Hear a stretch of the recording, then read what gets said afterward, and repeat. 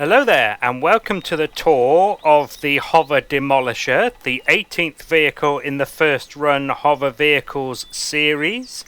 My name is Wimperman, and I am the Chief Designer, Chief Builder, Chief Architect, and of course, Chief Dumbass of the HoverDemolisher Update project. Now, the original HoverDemolisher that was built before the game was released was a adaptation of the original Hover Excavator. Now, the fact that it's a variation of that, the fact that the original was a variation of the Excavator, came with two problems. The first is that it was an open-top vehicle, and therefore you were open to the elements of whatever atmosphere you were in, whether that be hospitable or not. And that would have meant I would needed to have made two lots of the salvage and repair vehicles that I'm doing now.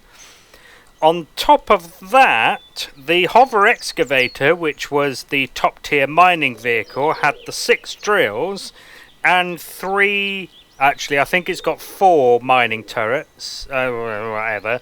So the thing is that you can easily multi-tool up the drill turrets and replace them as multi-tool turrets, and now you've got a vehicle that not only had the same capability with salvage and repair as the original HoverDemolisher, but it also meant that you had the 6 drills still on it, whereas the HoverDemolisher itself, I removed all but 3 of the drills, which or was it all of the but 2 of the drills, whatever, and it sort of made the front end look weird. Now, if you want to see what that looks like, it is of course in the replacement of video, which you will find the links at the end and in the description and in the workshop page, etc. But this is the new HoverDemolisher here. I am actually going to turn my head on, and now we're going to take you around the capabilities of the vehicle and such. So, like a lot of my vehicles, especially these new industrial vehicles, they have a max lift function, which I will refer to quite a few times. So, as far as lift goes, there is a large hover engine on each corner, plus another one there to help keep up the heavy multi-turrets, because they're heavy, and an extra little one at the front there just to help balance it out, because yeah, some of the multi-turrets come to there, so I wanted to give something extra lift-wise here as well. It also has on the max lift custom shortcut some more, which are mainly underneath the container extensions to help you move about when you're full of stuff.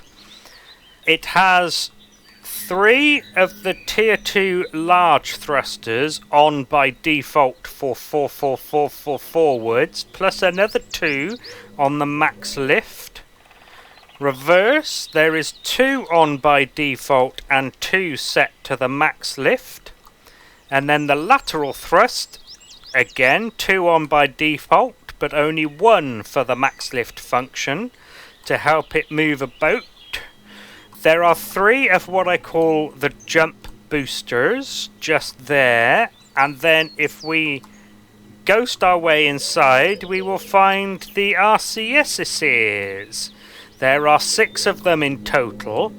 The back 2 and the front 2 are on by default, and then the middle 2 here are on the max lift to help improve the handling when you're full of stuffs. Now, the reason they are laid out in this configuration is because the side cab here might kind of play with the handling a little bit if they were all in a line down the, well, what would be the center line of the vehicle without that on it. But with that on it, the center line, and therefore the center of mass, moves this way a little bit, and so I put a couple of the RCSs off-center to offset the offset of the side cab. Speaking of the side cab, this is a 3-person vehicle because it has 3 of the multi-turrets. The next salvage and repair vehicle down has 2. The next one down from that only has 1. It does have 3 seats so that they can all be manned at once. We have a driver, a passenger in the main cab, and then a little lone guy in the side cab, all on his lonesome. What else? So, let's get the multi-turrets out. As with most of my industrial...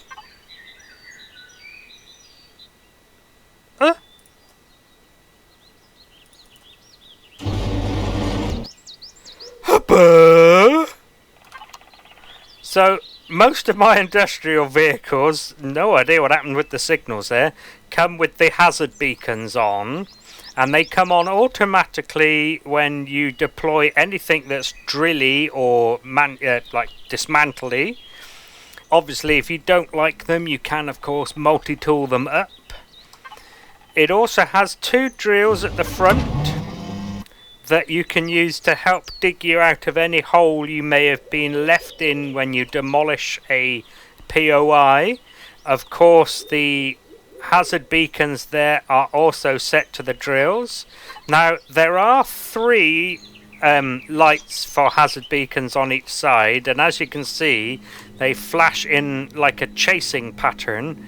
But if you're not actually looking at them, it does look like there are 2 strobes on each side that each strobe 3 times. That's the idea of having 3. Now, defense-wise, she has 2 Gatling turrets. Some of you may know why I say Gatling instead of minigun. As far as I understand it, minigun is a brand of rotary barrel weapon, and Gatling gun is sort of an umbrella term named after the guy invented it, Mr. Gatling, I suppose. But there you go, there's 2 of them on this vehicle. Now, she does have some lights.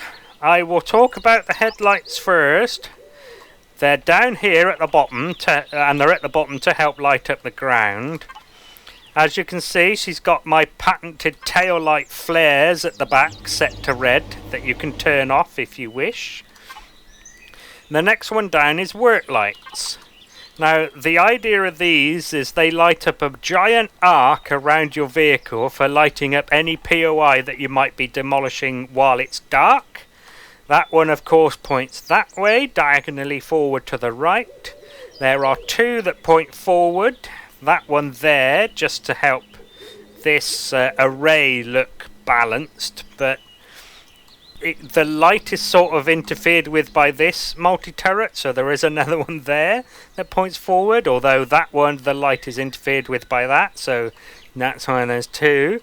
Of course, that one points forward and to the left, that one just points left, and this one, of course, points backward and to the left. There are also some exterior lights that light up the area around the vehicle if you park. One there, and one here. And is this the first one? I think it's the first one of the salvage and repair vehicles of mine that has interior lights. But the cabin here is a bit bigger than the other ones. So there's one there and one in the small side cab as well. Right then. So as you can see, this vehicle actually has some extending ramps that are also on sensors, so they're automatic.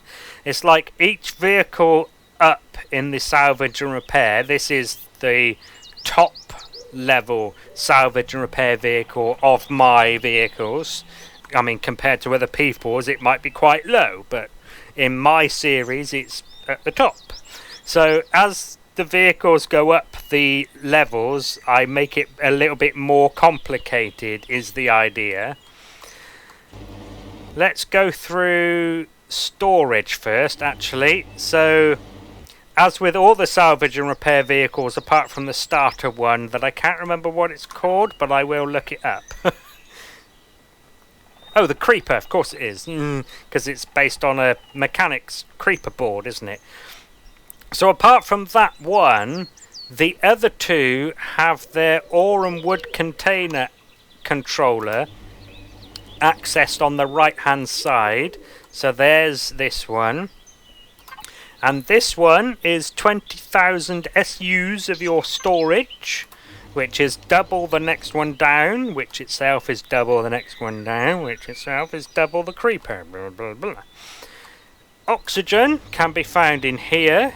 There are 8 tanks of the oxygen.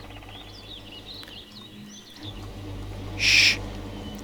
The fuel can be found in here, and there are 8 large fuel tanks and 1 small fuel tank, because there was a little hole that I couldn't get a container extension in because of where it was, so it had an extra little tank in it. If you need to access the generators, they are behind the shutters in the side cab. As you can see, each person gets their own fridge and their own armor locker. In this one there is also an O2 station and 2 small cargo boxes. In the main cab there is 1 O2 station rather than 2, and 1 small cargo box and 2 larges. Again, they have a fridge each, and there are 2 armor lockers in here that you could call 1 each.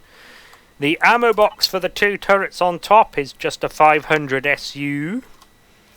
There is a pentaxid tank there, and there is a shield on this vehicle, which is tucked away nicely in there, which is slightly open to the elements, supposedly to aid with cooling, but that's where it is.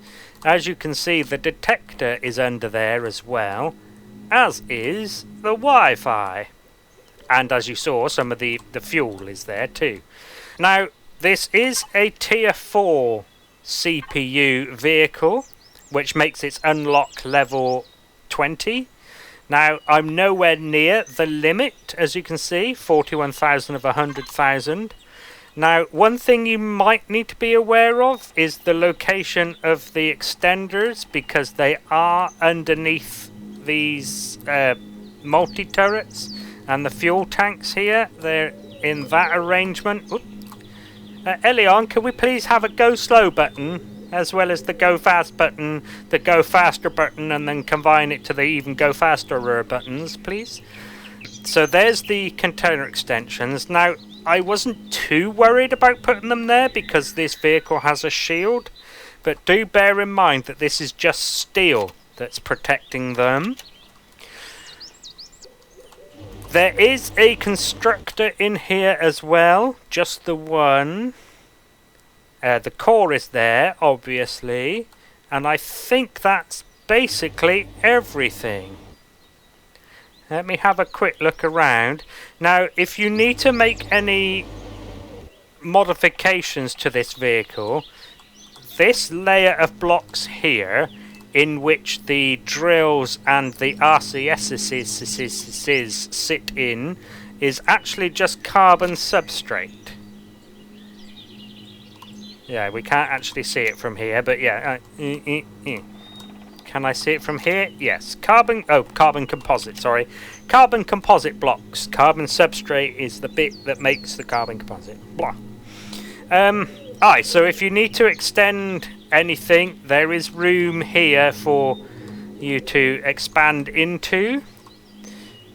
And I think that's about everything, other than a little test drive. Let's show you how it moves. Now, I like to drive with my pilot mode on, so this is how it moves around with max lift off. And as you can see, despite her size, she's not a slouch because of her tier 2 large thrusters. Duh. Let's turn on max lift. So this is how it handles with max lift on. But this is empty, mind. There's very little fuel, very little oxygen, and nothing in the storage. So do bear that in mind. Although I'm going to get some stuff out, put some stuff in the box. I'm also going to sort my teeth out. They seem to be coming loose. I'll bring you back in a minute to show you how it handles when it's full. Righto then. I've put in the sort of flotsam and jetsam bits and bobs and giblets that you might get from a POI, kind of smattering of. As you can see, it's not quite 20,000, but I got bored.